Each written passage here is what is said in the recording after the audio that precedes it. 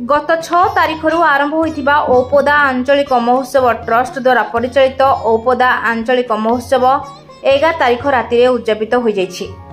संध्यारे कुनि कुनि पिलामानक नृत्य परे परे उद्यापनी सभा अशोक कुमार प्रधान सभापतित्व अनुष्ठित होइथिला।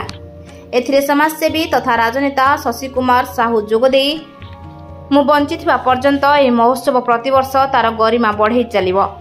औपदा अंचल सह मोर अन्य एक संपर्क जड़ित। औपदार पुओ दीपू मो पुओ। एथिरे मुख्य वक्ता भाव औपदा माटीर गर्व और गौरव प्रसन्न कुमार दास जोगदे पिलादिनर औपदा और आजिर औपदा मध्य केते जे फरक ताहा दर्शाइथिले।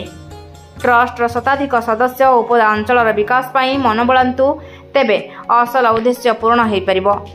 बरण्य अतिथि भावे नीलगिरी उपखंड आरक्षी अधिकारी प्रमोद कुमार मल्लिक जोगदे औपदार विकास क्षेत्र में आम पुलिस पूर्ण सहायता रहिबो बोली कहिथिले। सम्मानित अतिथि भाव ट्रस्ट सांगठनिक संपादक सत्यरंजन मल्लिक जोगदे निजर वक्तव्य रखिथिले।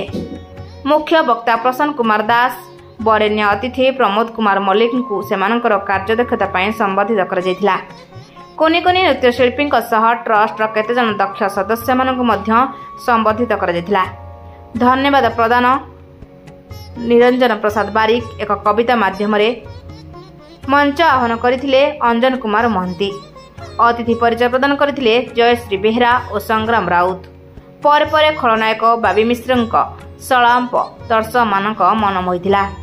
औपदारू शांतनु कुमार बेहरा सुदर्शन जेना रिपोर्ट रूपथालिया न्यूज।